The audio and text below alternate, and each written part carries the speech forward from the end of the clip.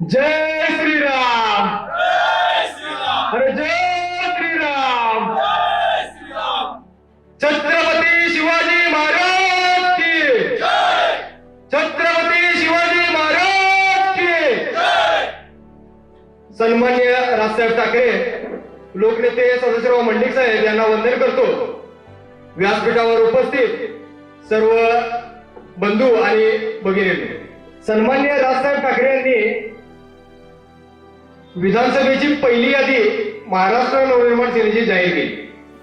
ते यादीमध्ये मला कागल विधानसभेचा अधिकृत उमेदवार म्हणून मला उमेदवारी देण्यात आली. आज मी पहिल्यांदा मला सगळं गाव भाषण करताना बघित असतं सगळ्यात पहिला, कारण की मी याच्या अगोदर फक्त आंदोलन निवेदन देते, त्याच्या पलीकडे गावात कधी मला बघायला नाही. आणि भाषण मला लेखा चांगलं येत नाही. मी आज भाषण करण्यासाठी उभारलेलो नाही. मी फक्त तुमच्याबरोबर बोलायचं आहे.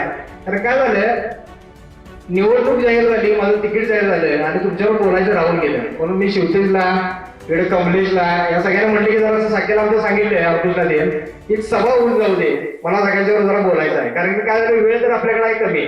प्रत्येकासोबत जायचं आणि बोलायचं म्हटलं तर जरा वेळेचं बंधन होतंय. त्यामुळे म्हटलं एक सभा लावूया आणि सगळ्यांना सोबत आपण जरा संवाद साधूया. माझं तिकीट जाहीर झाल्यानंतर बऱ्याच जणांनी मी मुंबईत असताना सुद्धा मला फोन केले आणि मला शुभेच्छा दिल्या. या शुभेच्छांचा वर्षा एवढा होता की मला त्याच वेळी आमदार झाल्यासारखं वाटलं आणि तुम्ही मला आमदार केलं हे मला 100% त्यावेळी वाटतं. कागलमध्ये झालेला राजकीय चिखल आपल्याला कुणालाच आवडण्याचा झालाय.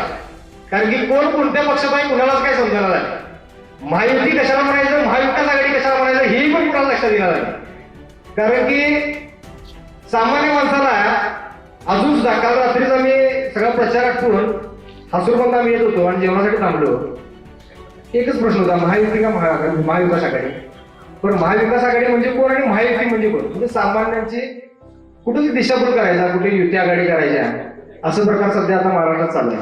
महाराष्ट्र नवनिर्माण सेना असा एकमेव पक्ष आहे जो फक्त आणि फक्त तुमच्या सर्वांच्या जीवावर हे सध्याचं राजकारण करतोय, सामाजिक कारण करतोय आणि ही निवडणूक लढतोय. मागच्या वेळी जर बघायला गेलं तर एक हिंदू चेहरा म्हणून सर्व हिंदुत्ववादी पक्षांनी आणि हिंदुत्ववादी संघटनांनी, कुणाला इथं टीका टिप्पणी करणार नाही, पण हे बोलणं अतिशय गरजेचं आहे म्हणून बोलतोय. मागच्या वेळी हिंदू चेहरा म्हणून आम्ही राजे समर्जित गाडगे साहेबांना मदत केली. आम्हाला दुसरं काय म्हणायचं नव्हतं, फक्त आणि फक्त हिंदू चेहरा आम्हाला पाहिजे होता.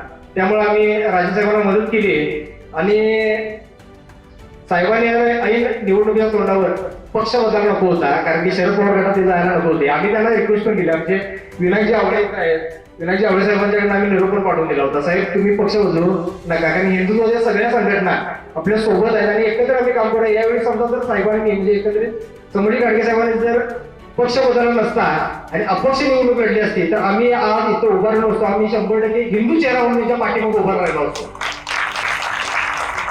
त्यांनी हिंदुत्ववादी मतांची प्रतारणा केली, त्यांनी हिंदुत्व सोडलं, आम्ही त्यांना सोडतो. मध्यंतरी कागलमध्ये ज्यावेळी राजे समर्जित सिंह गाडगे साहेबांनी ज्यावेळी शरद पवार गटात प्रवेश केला, त्याच्यानंतर सर्व हिंदुत्ववादी संघटना, हिंदुत्ववादी पक्ष या सगळ्यांची मिटिंग झाली. सगळ्यांचा एकच विषय होता की बाबा मागच्या वेळी आम्ही यांना डोक्यावर उचलून घेतलंय आणि हे आता तिकडे गेले. आमचं काय, आमच्याच हाताने आमचा गळा आपण आवळून घ्यायचा आहे.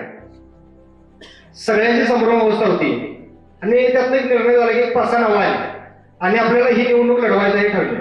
आणि अट एकच होती, हिंदुत्ववादी पक्ष पाहिजे आणि हिंदुत्ववादी उमेदवार पाहिजे, विषय संपला. मग बऱ्यापैकी इथल्या ज्या संघटना आहेत त्या संघटनांनी राजसाहेब ठाकरेंच्याकडे मागणी केली आणि त्यातनं ही माझी उमेदवारी फायनल झाली. मी आज या सर्व तुमच्या सगळ्यांच्या साक्षीने सांगतोय, मी मरेपर्यंत हिंदुत्ववादी विचार सोडणार नाही. मला भले मला निवडून नाही आलं तरी चालेल, काय अडचण नाही. पण हिंदू म्हणून मारणार, बरोबर हे असं पुरोगामी वेगळं काहीतरी या असल्या गोष्टी करणार नाही, आपल्याला कदापि सहन होणार नाही आणि कधीच आपण या गोष्टी करणार नाही.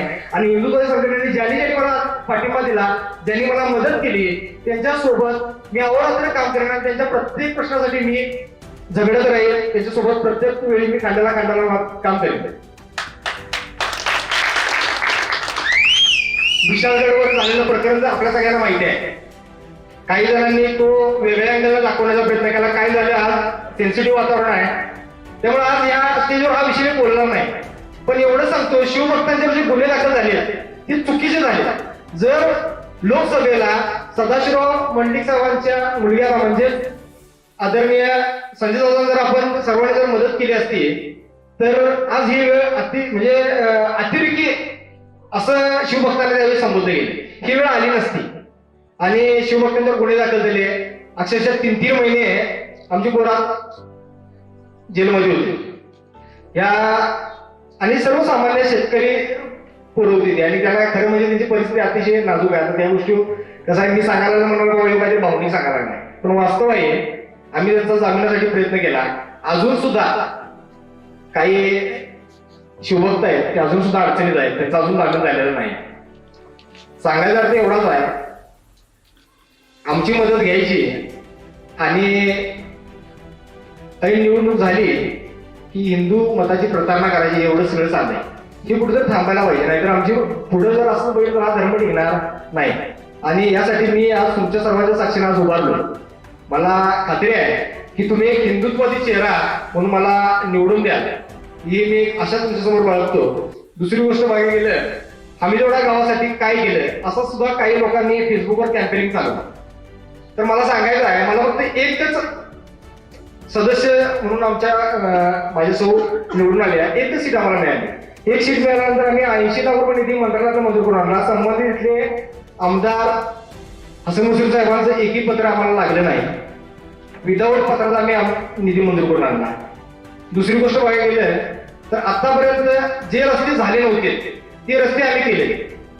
ज्या गटारी ज्या आम्ही केल्या त्या जुन्या दगडाच्या होत्या, दगडाच्या ज्या गटरी माझ्या एरडगेला होत्या त्या आम्ही यावेळी आरसीजी केल्या. म्हणजे जे कामं व्हायला होती ती कामं केली. झालेलीच कामं डबल 2 वर्षात एकदा केली नाही ना, हे सुद्धा नोटीस करण्यासारखा विषय आहे. कारण की बऱ्याच इथं जे आपण चाललंय आपल्या विधानसभेत एक कुठेतरी यादी काढली जाते कोपऱ्यापासून, शिव रस्ता करायचा. मग तो रस्ता काय होतोय, त्या पुढाला वाटतंय म्हणून तो रस्ता ते होतोय. कारण की काय, आज आमच्या ग्राउंडचा विषय बघितला, ग्राउंडला निधी आला, निधी गेला, योग नाराज आहे. पण कुठे तेवढं कुठं नाराज झाले. आज माझं म्हणणं आहे की तुम्ही नाराज झाला की नाही, आज नाराज दाखवण्यासाठी तुम्हाला चान्स आहे. मी 100% शब्द देतो, या हमीरवाडा गावासाठी मी जे लागेल ते करायला तयार आहे, रात्रीचा दिवस करायला तयार आहे. तुम्ही फक्त मला एकदा साथ द्या. अक्षरशः माझ्याच काही मित्रमंडळीकडे इतर पक्षातल्या ह्या गावातल्या माझं खच्चीकरण करायचा प्रयत्न झाला. माझ्यावर जनतेने मला त्यातनं सावरण्याचा प्रयत्न केला, मला मदत केली, मला फोन केला, मला आधार दिला. ज्यावेळी मला तिकीट माझं जाहीर झालं त्यावेळी त्यांना वाटत होतं की बाबा हा निवडणूक लढणार नाही, आमदारी लढणं हे कुणाचंही काम नाही. अशा सगळ्या गोष्टी झाल्या. मी शेवटच्या दिवशी एकही रुपये कुणालाही न देता माझ्यासोबत ते सर्वजण तुम्ही उभारला त्याबद्दल मी हात जोडून तुम्हाला सांगतो, तुमचं मी आभार मानतोय. आणि तुम्ही माझ्यासोबत उभारला, एक मोठी रॅली आणि भगव्याची ताकद काय आहे तुम्ही दाखवून दिली, त्याबद्दल खरंच तुमचा धन्यवाद. आज बघायला गेलं, मी फॉर्म भरल्यानंतर म्हटलं की बाबा हा माघार घेणार. चर्चा अशी की चालू काय झालं, सोशल मीडिया आमचा जरा कमी आहे. सोशल मीडिया वॉर चालू केली, बाबा हा काय पण होते यावेळी माघार घेणार. आम्ही माघारच्या दिवशी प्रचारात होतो. आम्ही प्रचार करत असताना माघारची तारीख निघून गेली. आमचा जोरात प्रचार चालू होता. आणि ज्यांनी माझं असं सांगणं आहे, ज्यांनी कॅम्पेनिंग रॅली केले गेले की आम्ही माघार घेणार, माझा प्रचार जोरात चालू होणे म्हणजे माझ्या प्रचाराला यायचं आणि तुमच्या साहेबांना सांगायचं की हे जे चालू आहे हे बंद करायचं. कारण की कसं आहे, फक्त आणि फक्त सोशल मीडियावर जे असत असेल, कुठल्याही सामान्य माणसाला जर तुम्ही दाबत असाल तर हे बरोबर नाही. आम्ही कधी कुणाच्या वाकड्यात गेलो नाही, पण आमच्या वाकड्याला निधी सोडलं नाही कधी. आणि ही सामान्य जनतेची ताकद आहे. माझं म्हणणं आहे की आज तुम्ही माझ्यासोबत उभं राहावं, कारण की मला खरोखर सांगतो मी ह्या काय बोलतोय, मला बरोबर अजून सांगता येत नव्हतं म्हणून मी आज सभा घ्यायला लावली. मला भरपूर दाबाचा प्रयत्न झाला, अक्षरशः आमच्याच गावात माझ्या जवळच्या माणसाला सुद्धा फोडण्याचा प्रयत्न झाला. अक्षरशः पैसे सुद्धा मी दाखवले, पण माझ्यासोबत ते खंबीरपणे उभे राहिले त्याबद्दल मी खरंच त्या सर्वांचा धन्यवाद मानतो. आमचे तालुका अध्यक्ष असतील त्यांना आज आचारसंहितेची माणसं म्हणून निवडणूक आयोगाची माणसं म्हणजे पैशाचा विषय स्टेजवर का बोलायला आहे, पण खरंच बोलण्यासारखं आहे. माझ्या जवळची माणसं फोडायचा प्रयत्न झाला, पक्ष प्रवेशाचा कार्यक्रम गावात दाखवायचा प्रयत्न झाला आणि माझ्यासोबत कोण नाही असा नवीन सेट करायचा प्रयत्न झाला. आणि ते ग्राफिक्स एक तयार केलं, पेड प्रमोशन म्हणून यांनी सर्व या विधानसभेत दाखवलं. अक्षरशः आजऱ्यात कोण आलं त्यांना मला सांगायला असं करू नका, काय माहिती आहे का, आज 20 तारीख झाली की मी इथंच आहे, मी कुठे जाणार नाही. आज गावातच आहे, मी बाहेरचा कुठला नव्हतो. तुमच्याकडनं मला ह्या अपेक्षा नव्हत्या, ज्यांनी केलं त्यांचं राजकारण घेणार लागला. मी 100% सामान्य लोकांसाठी काम करणार, रात्रीचा दिवस करणार. आणि मी आज सांगतो या विधानसभेला मी आज दुसरं अर्पण करतोय. माझ्यापासून इथून पुढे मी फर्स्ट प्रायोरिटी ही समाजकारणाला देईन आणि दुसरी माझ्या व्यवसायाला असेल. इथून पुढे मला कोणताही प्रश्न असेल तर मला सांगा, मी 100% खात्रीनिशी सांगतो. बाकीसारखं मोठं बोलणार नाही, कारण की एकदा निवडणूक आली की पाकिट द्यायची, जेवण द्यायची, पास द्यायचं आणि पोरासनी बाजूला करायचं आणि वाद म्हणजे अक्षरशः वाट लावायचे दारू देऊन. हे सुद्धा आपल्या विधानसभेत चाललंय. युपी बिहारचे पोरं येऊन आपल्या एमआयडीसीत काम करतायत आणि आपली पोरं यांच्या 5,000 रुपयाच्या फाउंडेशनवर जात आहेत. आणि इथं दुसरा कोण नाही, आमचाच नको राहायचं ही सगळी. मी हे सगळे वाईट विषय आहेत, याच्याकडे खरोखर आपण लक्ष देणं गरजेचं आहे. आणि जमिनी आमच्या, पाणी आमचं, हे सगळं जे झालं आमच्या शेतकऱ्यांचं आणि काम करणारं बिहारी हे कुठं थांबलं पाहिजे. हे लेबर टेंडर घेणारी दुसरी कोण नाही, इथलीच नेते मंडळींची काही भांडवल आहे, हे खरोखर थांबायला पाहिजे. आणि आमची इथली जी मुलं आहेत त्यांना रोजगार द्यायला पाहिजे. आणि रोजगार देण्यासाठी मी 100% सांगतो, माझ्याकडे कोणी आज आम्हाला मेळावा, कुठला व्यवसाय मेळावा म्हणा किंवा रोजगार मेळावा भरवायची काही गरज नाही. माझ्याकडे जे जे काही येते त्यांना आम्ही नोकरी लावायचं, कामावर लावायचं काम करतोय आणि त्याचा कुठलीही पब्लिसिटी जाहीर आतापर्यंत केली नाही. कारण की आतापर्यंत जे चाललंय हे फक्त बातम्यांसाठी, निवडणूक कॅम्पेनिंगसाठी आणि जाहिरातबाजीसाठी चाललंय. आम्ही अशी कुठलीही दुसऱ्यांच्या जी काय जखम आहे ती बरी करायची आणि त्या जखमेचं कुठंतरी आपण भांडवल करायचंय हे आपल्या रक्तात नाही. त्यामुळे आम्ही असं कधी केलं नाही. दवाखान्याचे प्रश्न असतील, फायनान्सचे विषय असतील, विद्यार्थ्यांच्या चळवळीतले जे काही विषय असतील, महिला सबलीकरणासाठी आता परवाशी आम्ही जो कार्यक्रम घेतलाय सांगाव गावात, असे बरेच विषय आहेत. कामगारांसाठी मला फोन आला की मी दुसऱ्या मिनिटाला एचआरला फोन लावून सांगतो काम व्हायला लागतं तर मी येणारच येते. येणार म्हणजे काम होते हो, जायला लागत नाही. ही सगळी तुमची ताकद आहे की तुम्ही सर्वांनी माझ्यासोबत उभं राहिलाय म्हणून या सगळ्या गोष्टी व्हायला लागल्यात. मला यावेळी माझी विनंती आहे, मी विनंतीच करतो, कारण की आज मी दुसरं काय करू शकत नाही. कारण की मी काय दुसऱ्या गोष्टी करून मला म्हणजे करता पण येणार नाही, कारण की मी असा कोण मोठा नाही. बाकीच्यांची पाकिट येतील, पाकिट द्यायचा प्रयत्न करतील, पैसे दिले तर पैसे सगळ्यांनी घ्यायचं, सगळ्यांचे पैसे घ्यायचे, पैसे आपलं जाईल.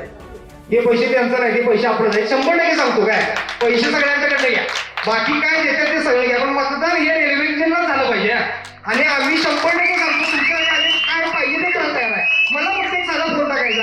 आता मी आमच्या या विरोधात बघायला 2 उमेदवार दिग्गज आहेत, कारखानदार आहेत, तुमच्या तर एकही माणूस त्यांना डायरेक्ट फोन टाकू शकत नाही, पण रोज निर्माण नाही फोन केला तर काय होणार आहे 100% सांगतो. आणि रात्री फोन करणार, जेवढं होईल तेवढं करायचा प्रयत्न करणार.